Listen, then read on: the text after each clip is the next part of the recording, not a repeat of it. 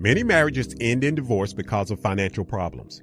Frequently, this occurs because couples make bad choices before the wedding or soon thereafter. Those bad choices then haunt them and create recurring marital conflicts. Therefore, I offer the following suggestions to help couples develop financial plans to carry them throughout their marriage and into retirement. Number 5, watch out for debt traps. Wisdom dictates careful consideration before incurring debt because excessive debt can interrupt, postpone, or cancel your financial plans. Therefore, don't create excessive debt trying to impress other couples and co-workers. Trying to impress your peers with a high-fashion wardrobe and expensive cars may backfire on you.